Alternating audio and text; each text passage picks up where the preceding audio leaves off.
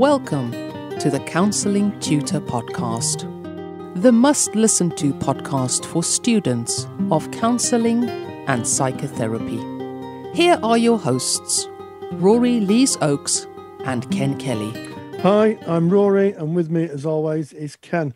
How are you, Ken? Exceptionally well, Rory. Thank you very much for asking. Hopefully you listening to this are well too. This is the Counselling Tutor Podcast that you've joined us for, and this is episode 170. We've got 3 topics we're going to be looking at today, starting off with our student check-in, where we kind of venture into the realm of what students might be asking, and we're going to be asking a question: is transference person-centered? So we're going to be coming to that in a moment. Then we go into our counselling digital revolution, where we recognise that technology now plays a part in how therapy is delivered and consumed. And we're going to be really focusing today on working via the telephone, what the differences are and what we need to keep in mind if we're working via the telephone as opposed to face-to-face. And then we end episode 170 with practice matters. Frog in the throat there. Practice matters. Practice matters is kind of where we look at what our qualified colleagues may come across in day-to-day practice. And today we're going to be looking at adverse childhood experiences, and I've got a lot of information to be sharing with you on that one. So that's worth sticking around for. But kicking us off as a starter, Rory, student check-in: is transference person-centered? Now, before you answer that, I mean, I recall I did a person-centered course, and transference was taught on my course, and that is only because you were my tutor at the time, Rory. But I do recall it wasn't something that was required in my assignments or my submitted work. Is transference person-centered? Well, I think a little background. Before I answer this question, a little bit of a background. The reason that we have this topic is that we do a bit of a laugh and a joke about Rory and transference.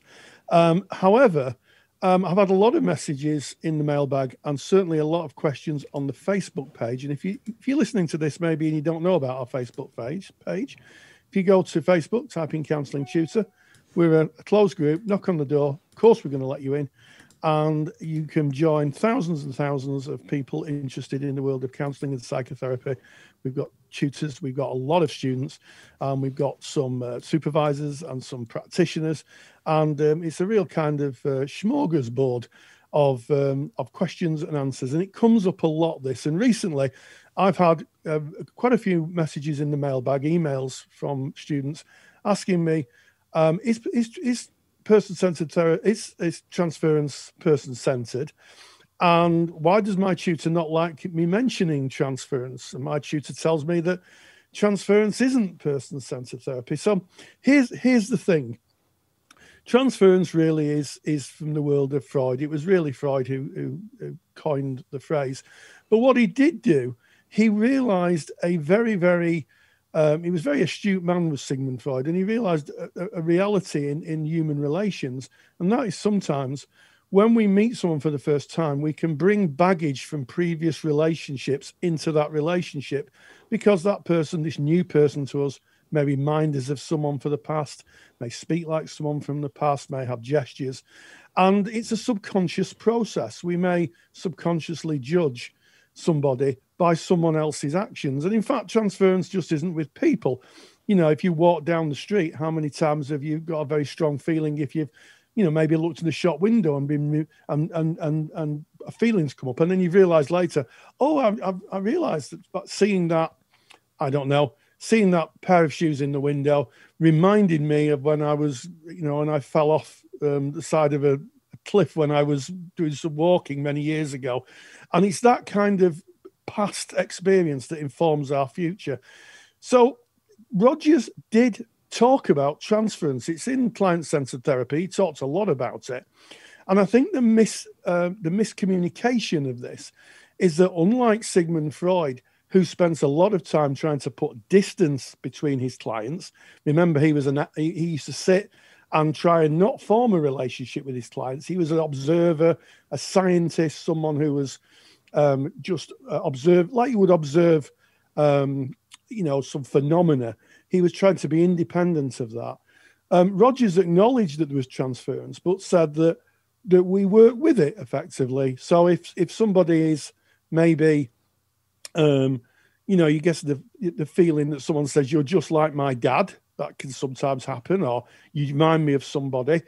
That's transference if the client says that, and you would work with it, and you would say, well, actually, I'm not your father. I'm Rory, and just tell me a little bit about the feelings that brings up. And it's an opportunity to deepen the therapeutic relationship, and it's an opportunity to clear the air in the therapy room, so that the client isn't kind of working in the past, isn't seeing you as somebody else. And that's really important as a therapist.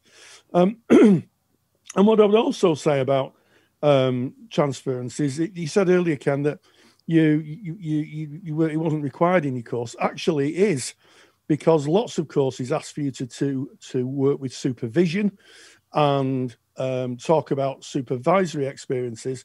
And it's amazing how much transference comes up in supervision. As a supervisor myself, it comes up on a regular basis when I'm working with supervisees, and I say, do these people this client remind you of anybody? And actually it's like, oh gosh, yes. And it's a subconscious process. And then finally, I would say, and I've witted on a long time about this, is that it might be better to refer to it as unconscious processes. I think when it's labelled as transference, it becomes owned by Freud, if you like. But an unconscious process, I think, is something that happens to therapists in any modality of therapy. And it's something we must be aware of. But yes, there are some tutors out there. And if you are a tutor out there, I'm sorry if you're getting a hard time with this podcast, students listening to it, is that it is a very real phenomenon. We do tend to bring in feelings from past relationships into new ones. And we need to realise that, that's something to be looked at. And also it's a disadvantage for a new person you've met, because you're kind of judging them and interacting with them as you may have in the past. That was a long monologue, wasn't it, Ken? No, it's an interesting topic, I think, and you know a lot about it, and thank you for sharing that, Rory. And I just want to mention here that Rory's also created a handout, just basically overviewing what transference is, and you can get that. It's free of charge. You just go to counsellingtutor.com. That's on the website. Top menu bar, just click on the podcasts tab. It's going to take you to our back catalogue of podcasts. You're looking for episode 170, that's today's episode, and you can download that free handout from within that page. And you speak about this, Rory, you speak about supervision. I recognize from my own supervision training that counter-transference is something that is delved into very deeply in supervision. Doesn't matter what modality you practice, when you're going into supervision, your supervisor will be looking for and working with transference. So it is real, it is there. And I guess maybe some people, as you said, might just be put off by the word transference. Giving it a softer word maybe takes it away from the Freudian ownership there, Rory. But I think we can all relate to it at some level. Question, have you ever met someone for the first time, and afterwards you think, I don't know what it is about that person, but I just don't like them. They're just not my kind of person. They just don't suit me. They just don't fit with me. There it is. There is a great example of transference. With it being subconscious, we might not know why. We might not know why. We might get an easy feeling. Might get an anxious feeling. We might get, a range of feelings that might come up for us, and we might not understand why that is because of it being a subconscious process.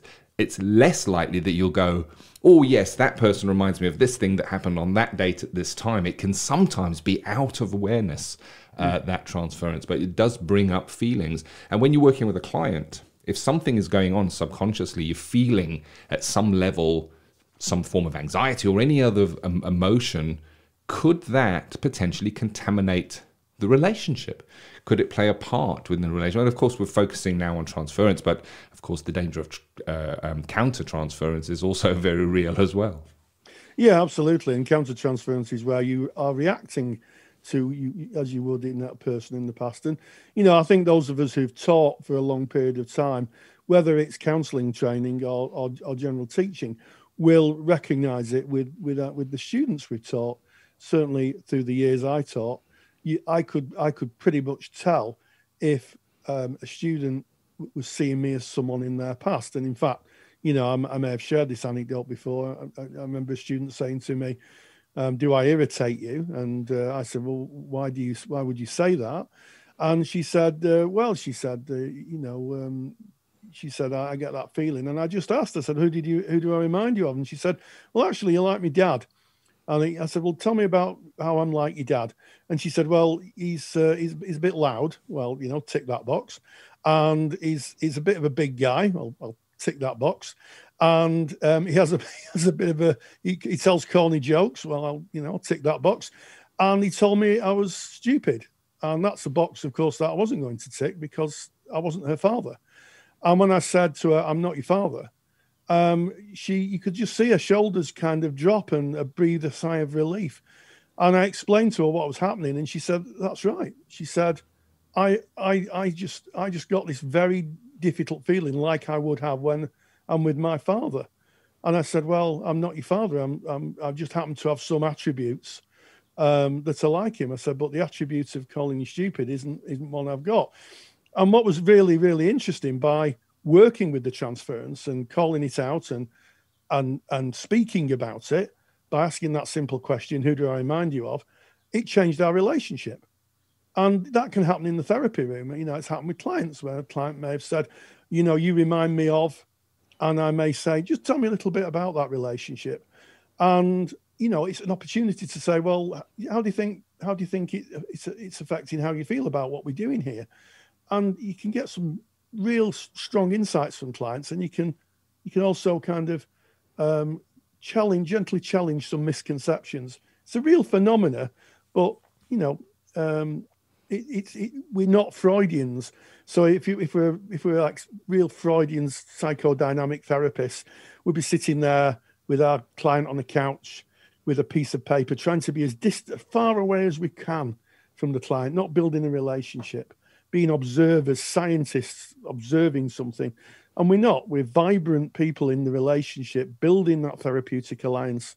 And any barriers to that, be it transference, we need to look at and examine with our clients, and if it's our students, if we're teaching, and try and push that out of the way so we can see each other as real people, not hampered by the baggage of the past. Like it. And back to that question, is transference person-centered? So we are kind of referring it and bringing in the person-centered modality here.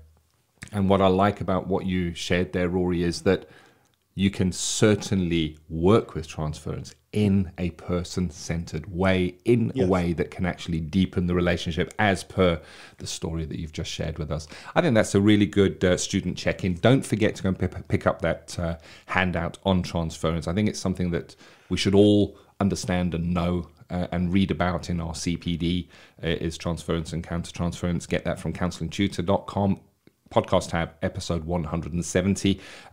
Counselling Tutor, Rory and I, we built a resource for students of counselling and psychotherapy. It's called the Counselling Study Resource, or CSR, we like to call it. That's our pet name. It's got hundreds and hundreds and hundreds of hours of lectures, the same kind of lectures that you would have in your formal studies. They parallel your formal studies for the UK awarding bodies. And we've got a phenomenal lecture, close on an hour, on transference and counter-transference, spotting it, identifying it, working with it, looking at your own transference. So if you are a member of our CSR, I suggest log in and go and watch that lecture. It really is in-depth, detailed, and really, really good. If you're not a member of CSR, interested in finding out more, counsellingtutor.com, that's the place to visit.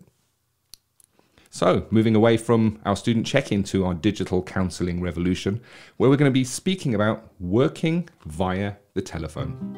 Digital Counselling Revolution. Yes, and with the advent of online working becoming more the norm now in these difficult COVID times, one of the things that has really highlighted, certainly for me, over the past 3 or 4 months, is that not all online therapy is equal, and the phone is a distinct discipline within online therapy. A lot of people are using video conferencing. Ken and myself are using a video conferencing software today to record the podcast. But the phone is something different, and it requires different training and different thinking when you're working with the clients. And an example of that was the other day. I was speaking to a friend and I was listening very intently. And she said to me, "Are you still there?" And I said, "Yes." She said, "Well, I thought you'd gone." And I said, "No," I said, "I was just listening to what you said." And of course, it struck me that what I should have been doing, having done the telephone online and telephone course, is that I should have been doing affirming verbals. I should have been going, and it's something that sometimes doesn't come to mind. You know, when we listen, we tend to listen without speaking. Certainly as therapists, and it does ask different things. So an example of that is when someone's speaking, every so often to punctuate what they're saying with tell me a little bit more about that. So the person on the other end of the phone, it doesn't think they're talking into thin air, because the lack of a visual cue, because you're working on the phone, means that they're not sure if you're still there. And also trying to explain what your nonverbal communication is. You know, I sometimes say to supervisees, I supervise people on the phone as well as face to face, and sometimes I find myself saying, "Yes, well, you're telling me this, I'm actually smiling, or you're telling me this, I'm actually moving closer to the phone so I can hear more," to give a kind of verbal expression of my visual cues. It's a completely different discipline, isn't it, working on the phone, Ken? It is, and it's kind of bundled in with online. So it would kind of be described as online and telephone counselling. It falls into the same camp, but very different in that you don't have any kind of visual cues at all. They're completely not there. Now, this is interesting because in Counselling Tutor, we run an online and telephone counselling training course.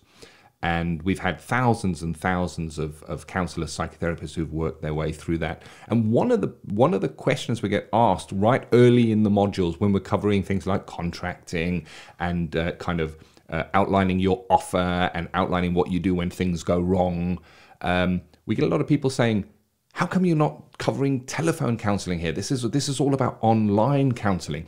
And I think the reason that they sit in the same camp is because whether you are working online with video software or text or email or telephone, you have to lay the foundation first of having your contract adjusted for the medium you're working on, having information that you can give a client. They're going to explain to them the benefits and challenges of working with the chosen medium. And of course, later on in our course, we cover telephone work at more depth.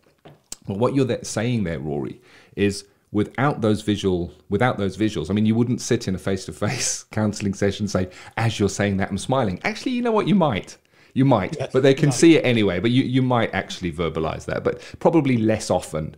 I'm nodding as you're saying that. You probably wouldn't say, but you would say it on a telephone. So you're going to be adapting. And my first thought of working on the telephone is that there would be a lot missing. Would I be able to create psychological contact? Would I be able to work at that relational depth with a real good, trusting relationship? And the truth is you can. You really, really can. The evidence supports this as well, of course. And what I mean by that is you can change the way that you work and really listen. Really, really listen without the distraction of any visuals. And what I sometimes do is I would work with a photograph or a picture of the client if I have something, or I would close my eyes. Now, you couldn't really counsel with your eyes closed, but you can if you're working on the telephone. You can close your eyes and listen to the nuance, listen to the breathing, listen to the pauses between the words. And of course, you're feeding back all the time with your verbal confirmers there. Yeah, absolutely. And sometimes I think there's a lot talked about non-verbal communication. And when I was studying, my tutor was adamant that we need to be very, very thoughtful about analysing our clients' non-verbal communication. There's been hundreds of books written through the years, on non-verbal communication. And it's not an exact science. And I think that sometimes we can get we can go down a bit of a rabbit hole when we're working with a client face to face, or in the room, and we're seeing the nonverbal communication. And I think sometimes we're receiving signals on two different channels, the nonverbal channel and the audio channel. And sometimes when you switch off the video channel and you just listen audibly, you can hear so much more.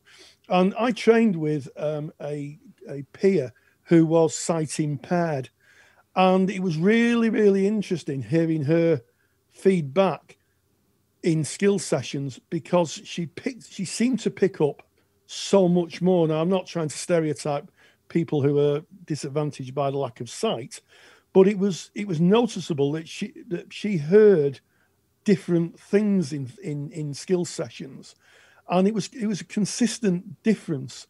And I'm with Ken, when if I'm working on the phone, I will close my eyes, and it just aids. I think it just aids deeper listening. Perhaps it should be something that's taught in training. Yeah. Counselling with your eyes shut.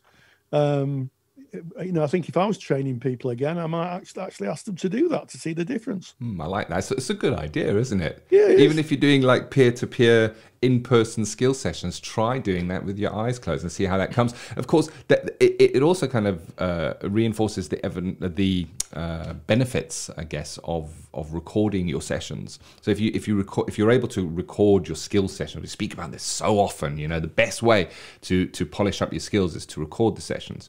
If you're recording them, when you're listening back, that's all you've got is those words. It's all you have is those words. So it's a great way of honing that skill. I kind of mentioned a little while back about the picture. If you're working online with somebody, whether it be online or on telephone, during your contracting period, you're going to kind of outline what is on offer and how you work. And this is really, really important. And one of the things you can do is share a picture of yourself with your client if you're going to be working on the telephone, so that they know who they're speaking with. They may choose to have that picture or not have that picture, but at least they know who you are. And we spoke in our first section about transference, and what you don't want to happen, because it's really easy, is that the voice maybe reminds them of somebody, and your voice reminds them of somebody, and they may be fantasizing or picturing somebody in their mind. If they have a picture, that takes that away. During my contracting with my clients, I offer them the opportunity, if working on telephone, if they wish to share a picture, they may do so, or not. It's really up to them. But I certainly share a picture with them. But I think it's interesting. It's about really laying out what it is, maybe in your contracting and your first session, saying to the client, there are times that I will be silent. It's because I'm listening to you. If you need to know I'm there, you can ask. But there are times that I will tell you that I'm nodding. And that is just so that you can understand what's happening on my side and what I'm feeling as you're sharing what you're sharing with me. There are times that I may say to you, how are you feeling at the moment? Where are you feeling that in your body? And they may share things like, oh, I'm clenching my fists as I'm saying this to you. And you can develop a different relationship, because it is a different medium. We have to acknowledge it is different. Absolutely. And I think it takes a bit of skill. A bit of a fun fact is I have a ham radio license. I was interested in ham radio for a long time, and of course that's all it was at the time, all audio. And it was really interesting that when you were listening, certainly to people in different countries, it sometimes got very noisy, and you would develop a skill of hearing the voice through the noise. Other people are listening say, I can't hear anything there, it's just noise. And eventually you got the skill of listening very deeply, and you could actually push out the noise in your mind and filter it, and you could hear what was being said. And I think that that transposes very well onto online counselling, because I think you're probably using a slightly different part of your brain. You're probably really focusing on what's being said. And I think it takes time. And what I would say is maybe if you're just starting telephone work, maybe you're going into a placement, or maybe you're as a qualified practitioner, you're decided to work on the phone. Give it some time to settle in, because it does take some time. And the other thing I would say is buy yourself a decent pair of headphones, to protect your hearing, but also a good pair of earphones really aids what you can hear, and it frees your hands up so that, you know, if you want to gesticulate and move your hands around as you're reflecting back, you can bring yourself into the relationship physically, as opposed to kind of having to have a phone stuck to your ear, which kind of can be a bit inhibiting, I think. So, just give it time and realize it's a different approach and a different way of working, and embrace that. And I think that for those people who say, well, it's really different, given that time, I think people will settle into it and find it's a really interesting way of working. It is interesting. It is different. And I can't emphasize this strongly enough. I keep on going back to it. It is different right from your first contact. Before you're on the phone with your client, it's different. It's different in how you contract. It's different in the information that you will give them. Because you would share things with your client like, hey, you might feel more comfortable if you get yourself a set of hands-free headphones so that while we're talking, you are freer. So you'd be sharing that information with your client as well. You'd of course be working with confidentiality in terms of where they are when they're making that call, which you wouldn't be doing in face-to-face. And also, when we're speaking about working on the telephone, there's the video conferencing software such as Zoom, there's telephone. You can work in a telephonic manner via an app, a video conferencing software tool like Zoom. So you can go onto something like Zoom. The client doesn't have to turn their camera on. They don't even have to have a camera. They can use their computer terminal as if it was a telephone, but without having to have the handset. So there's a lot to take into consideration. We do have an extensive course on online and telephone counselling. If you're interested in that, counsellingtutor.com. All the information is there. Go and check it out. So that is our Digital Counselling Revolution. We're now going into Practice Matters, where we're going to be speaking about adverse childhood experiences. Well, we know so much more than we did 20 years ago. I was thinking the other day that when I sat on the wall at the end of my course on a sunny June day, where we all went out for a drink, celebrating the end of 3 years of very hard work, what the world would look like. And the world has changed dramatically in counselling and psychotherapy, and it's driven by research. And one of those interesting areas of research is what's called ACEs, or adverse childhood experiences. How our experience of childhood can affect us both psychologically and, interestingly, physiologically. And this piece of research has been growing and growing and growing. And we recently had a lecture by a child psychologist called Suzanne Zeedyk, who is, I would say, an expert. I don't think she would say an expert, but I'm going to call it and say an expert on adverse childhood experiences. It was absolutely phenomenal. And it talked about why it's so important to understand how childhood experiences affect children and their mental and physical well-being, but also the impact that can cascade through the years. And one of the things that struck me a few years ago when I did a child and adolescent therapy course was that there were people on the course who weren't working with children. They just wanted the information to help be better therapists for adults. And I think that understanding childhood experiences and certainly how children's experiences and the cumulative effects of bad experiences on children can impact on them in the short term, but also in their health in the long term. It was a very, very eye-opening lecture. Practice Matters.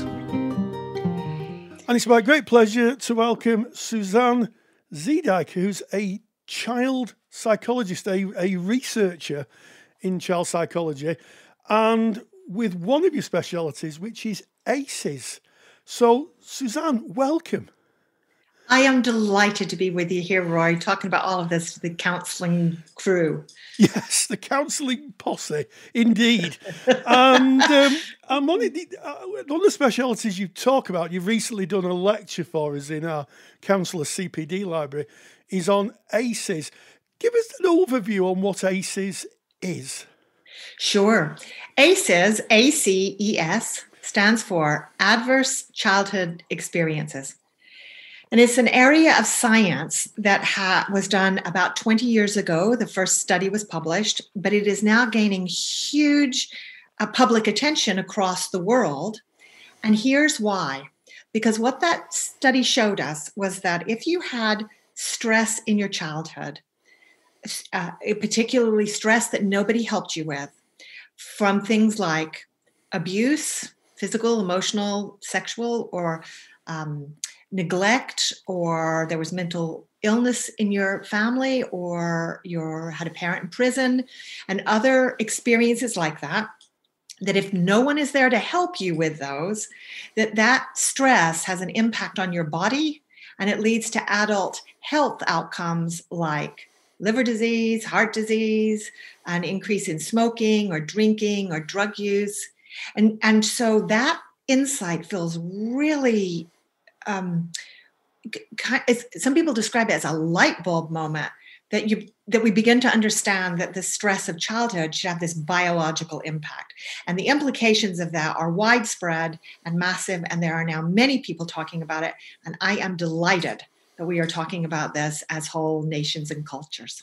Yeah, absolutely. And it's a complete step change in the world of mental health, because we talk about mental health and counselling, but actually the ACEs research points to physical changes in the body due to stress or environmental issues that people may be experiencing. And those are the kind of things that people may be going to therapists for. They may be saying, I'm tired, or I'm having trouble with a part of my body and it's getting me down. So linking that back to childhood is really important, isn't it? It's incredibly important. In fact, for me, ACEs is an extension of attachment research, which many counselors may be familiar with, which has told us that childhoods are important. What I think the ACEs research does is tell us that they're even more important than we realized.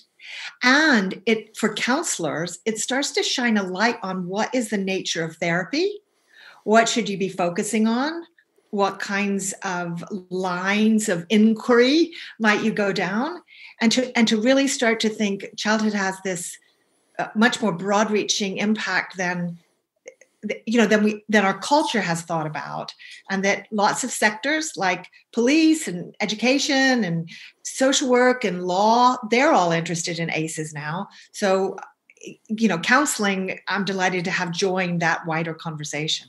Yeah, absolutely. And I think one of the things that I watched your lecture, and I was hands down mesmerized by both the delivery and the breadth of the information. One of the things that I took away from that was this idea of disruptive behaviour in students or children in schools that we talk about. Previously we've talked about challenging behaviour. And now, understanding ACEs, it's changed the vocabulary of how professionals in general work with children who are really struggling. It absolutely has, if we want it to change the vocabulary. So one of the interesting things about ACEs for me is that there's a bit of debate going on about it, because it raises our feelings about children, about ourselves, about relationships. People have feelings about those things, but very often they're hidden and unconscious. Okay, so there are some schools, and I kind of very quickly pointed to that in my lecture. There are some schools that this information has helped them to think much more about behavior. And some of them have chucked out behavior policies, i.e. punishment policies, and they now have brought in things like relationship agreements. There are other schools that I know of that have discarded the language of challenging behavior, and they now call it distressed behavior. And one of those schools that has been a key, that's Patuka East Primary School in Fife in Scotland. They have watched that language of theirs ripple out, partly to other schools, partly because they are able to tell a story of how changing the language transformed their school. And that what the language change does is remind the staff that underlying behavior is often emotional distress, emotional need, and stress. And so that signals we need to treat children differently. We need to be more curious. We need to understand more about child development. Some people are keen for that. And one of the things that's interesting for me is that some organizations are less willing to get curious about children, and they stay in a more punitive stance. Yes, it's really interesting. and I hear exactly what you're saying here. I was a school counsellor for 7 years. And a lot of people listening to this may even have been at the school. And I have to say, the school was in their defence, not that they needed defence, but they were very progressive. But I always used to say to teachers that all behaviour is goal-directed. It's a quote from Carl Rogers, of course. And if someone's acting out, or there is a reason for it, they may not know it. That's the whole thing. It may be a subconscious process that's going on. But you have to understand that any behaviour is driven by a goal. And, if you could, as a therapist, if you can understand the need or the goal that's being played out with any form of behaviour, you're nearer to be able to heal what's going on. Once you heal the initial problem or the goal, then you heal the person effectively.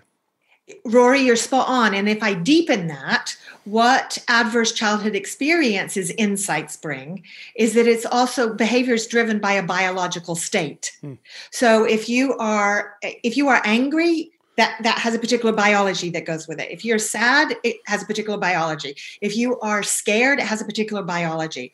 And our culture, and certainly educational training, and even a lot of counselor training, doesn't train us to help to think about what is the biology that is going on underneath that behavior, both right now and what happened to you this morning, and what happens to you every morning before you get to school. Are you having to deal with chaotic, disrupted family experiences? And then what happened for you earlier in your childhood before you got to this school? Because what we know from child development is that those earlier experiences change your biology and the way you trust other people. Now we're talking attachment. And then that changes the kinds of solutions that you unconsciously think are available to you if you're feeling something in school or anywhere else. Yeah, I mean, absolutely. And I think it's this joining together of attachment, the ACEs, the adult childhood experiences, and the physical aspect that plays out within that, along with the mental health aspect, which is the groundbreaking work. We know about how the brain works now, the amygdala and the polyvagal system. Yeah. But it feels to me, and I don't know where you sit, but it feels to me like those jigsaw pieces are now slotting neatly into place. I am very excited about what is happening. Once upon a time, we didn't know that secondhand smoke affected children in the back seat of a car. Once upon a time, we didn't have seatbelts. Those are just two, kind of landmark moments in the development of our health as a nation. I think we are at more landmark moments like that. But this one is both more interesting and more challenging because this is based in relationships and how we treat each other. And if we really understand the importance of that, I think we have a chance of solving all sorts of things, but we need to give people a chance to dig into it. So if you think that my lecture was delivered in a way that helps people to get curious about that, then I'm delighted because that is my whole goal now in all my work. Yes, I think there'll be a whole host of curious people wanting a lot more on ACEs. And I think that, we are on the cusp of really uncovering exactly how human experience is disrupted, both in attachment and our health, by difficult experiences in childhood.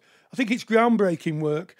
I'm totally enamoured with the presentation you gave. I watched it twice, and you're very kind. I think it's such an important. I would encourage anybody listening to this to go to the page and have a look at the links and seek out more of your research.